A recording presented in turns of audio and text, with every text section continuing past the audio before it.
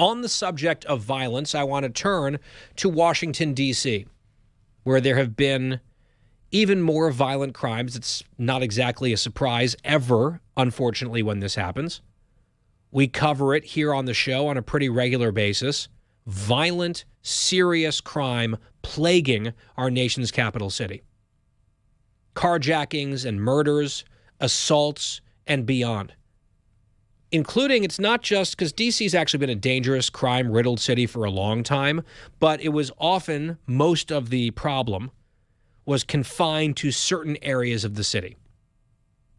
But in recent years, we've brought you example after example of more prominent people in quote-unquote safer areas being victimized. 2 members of Congress themselves victims of crimes. One was carjacked, one was assaulted. A whole host of aides from Capitol Hill, a top Republican donor and official who used to be in the Trump administration in the first term was murdered during a carjacking. This, unfortunately, has been a repeat, ongoing story and disgrace and stain on Washington, D.C., and therefore on the country. This is our capital. It's our whole country's capital. And to have this level of crime, this level of failure, these disastrous crime policies from a very left-wing government here in D.C., it cannot continue. The latest example from this week, when DOGE was the #1 story in the country, you might remember one of the young men involved in DOGE had a rather colorful nickname. His nickname was Big Balls. It's sort of funny to chuckle about. He was one of the guys, one of the younger ones, who was involved in DOGE's efforts to cut waste, fraud, and abuse. Whatever you think of DOGE and the work that they've done, this young man, just recently, just this week, saw a woman being carjacked, being victimized. He decided to be a good Samaritan, put himself at great risk and confront the criminals, and he was savagely beaten by these criminals. He tried to help this woman, and there's a photo of him just with blood all over himself, including on his face, all over his face. President Trump on Truth Social had this to say about it. Crime in Washington, D.C. is totally out of control. Local youths, in quotes, and gang members, some only 14, 15, and 16-year-olds, are randomly attacking, mugging, maiming, and shooting innocent citizens, at the same time knowing that they will almost immediately be released. They are not afraid of law enforcement because they know nothing ever happens to them, but it's going to happen now. The law in D.C. must be changed to prosecute these minors as adults and lock them up for a long time, starting at age 14. The most recent victim was beaten mercilessly by local thugs. He's talking about this young guy who's part of DOGE. Washington, D.C. must be safe, clean, and beautiful for all Americans and, importantly, for the world to see. If D.C. doesn't get its act together and quickly, we will have no choice but to take federal control of the city and run this city how it should be run and put criminals on notice that they're not going to get away with it anymore. Perhaps it should have been done a long time ago. Then this incredible young man and so many others would not have had to go through the horrors of violent crime. If this continues, I'm going to exert my powers and federalize this city, make America great again. So that was Trump on Truth Social. And I'm sure there'd be a big legal fight over this, and I'm sure the Democrats would resist him, and Washington, D.C. Democrats would be very upset, and there'd be a battle over sovereignty. And I don't know the legal niceties of who would have the upper hand. I do know that the people who would be most opposed to this are the people who are utterly failing Washington, D.C. and its citizens. The people who have put in policies that are coddling criminals and allowing this sort of mayhem and bloodshed to happen all the time.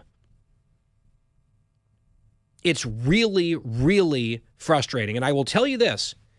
I have several friends. I live on the Virginia side.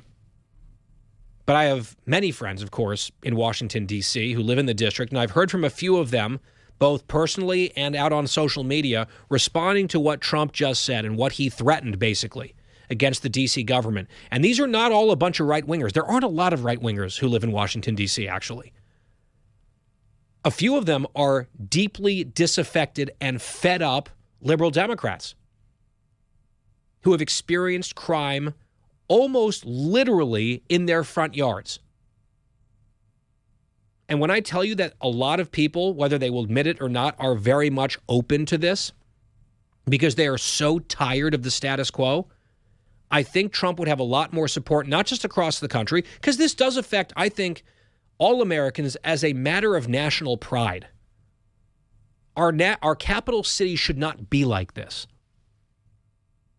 It is the front door, the diplomatic front door, and in a lot of other senses, the front door of our country.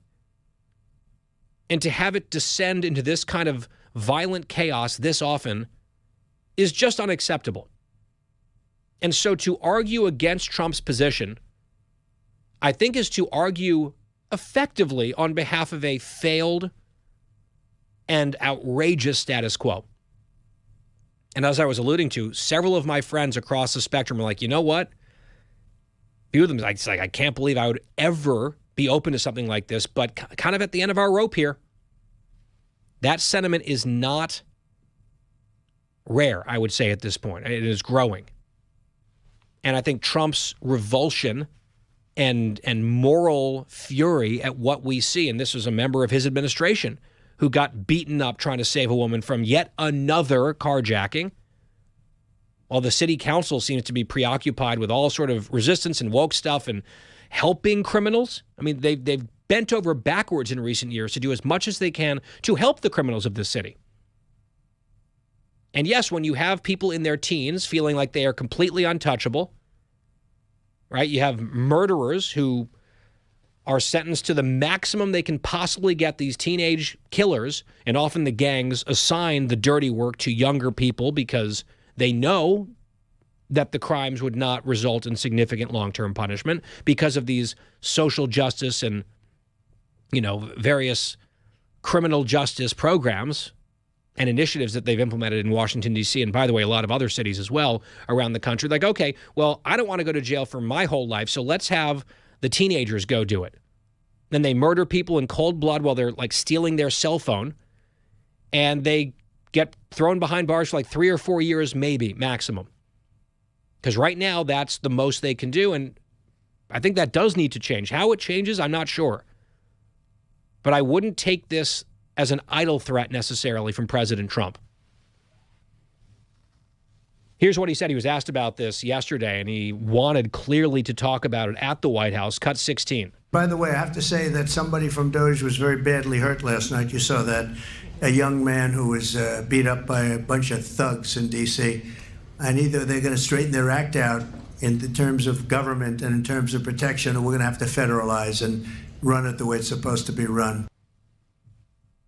There was another recent incident. Didn't get a ton of national attention, certainly. A young intern on Capitol Hill who was interning for Congressman Estes from Kansas, a Republican. He was murdered. He was murdered, shot dead in Washington, D.C. Yet another victim of yet another senseless crime.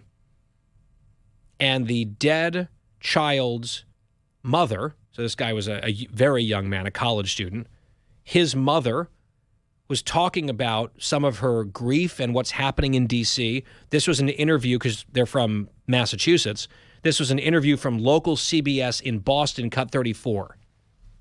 I'm just praying that they find his killer. He was a very kind, gentle soul, and he was a very humble boy. It's a horrible loss, and I don't know if we'll ever recover. We'll just learn to cope and move on day by day, but the pain will always be there. I can't imagine, no matter if you're from Southeast, Southwest, wherever you are in the D.C. metro area, to have to live in fear like this. And it's not getting better. I'm getting calls from all over the country, and these people can't find my number or ask or, reach out with their staff person. That really is hurtful. He was invited to the Rose Garden. His bosses gave him passes. He said, give them to your friends. He said that was the best day of his life in D.C., was going to the Rose Garden. And he was a remarkable young man who's who really gone through a lot and was very happy on this next stage of his life. And it's just sad that it's been taken away from him in a violent crime. 21 years old, name is Eric, or was Eric. That was his mother, Tamara. She received a letter in the mail, and that letter was from President Trump. Here's what it said. Melania and I are devastated by the senseless act of violence that took your beloved son, Eric, from us. We are heartbroken for your entire family. While we may never fully understand the impact that Eric has had during his meaningful life, we know that he will be remembered for his kindness, faithfulness, and devotion to your family and his many friends. He will also be remembered for his commitment to our country. I know how proud Congressman Estes was to have Eric represent his office and the people of Kansas's 4th Congressional District and our nation. Eric will be held in my heart, and I promise to never forget or forgive the terrible act that took him from us. Please know that my administration will not stop fighting to clean up our streets and ensure law and order. May God hold Eric in his eternal love and care and provide you and your other incredible children, Angela and Jeremy, with abiding peace and unending strength. That was signed Donald J. Trump, President of the United States. She got this letter and she described on a local talk show up in Boston, Howie Carr's show, in a very emotional interview, what it was like to get that letter from President Trump. Cut 35. So I thought it was a letter from the Mass GOP, and they said, you read it. I can't. So she did, and she went up at church at the podium, and she spoke some kind words about Eric and her new interns that have just come on board. And then she read the letter from Donald Trump and Melania, and it just made me feel so good, and my family and my friends and everybody, that he, people call this man a monster, but he's not. He's as a human as he's so kind to kids, and I just couldn't believe that he did this. She's choking up, she's tearing up, and you can't blame her. Her son was murdered. He came to Washington, D.C. He got this dream come true internship for a congressman on Capitol Hill, 21 years old, getting ready to move on from college, and he was murdered here. And at least President Trump reached out to this woman and wrote that beautiful letter, and of course it touched her. She did point out, not to make this too political, but the governor of her state, Democrat Maura Healey, the senators from her state, Elizabeth Warren, Ed Markey, hasn't heard from them at all.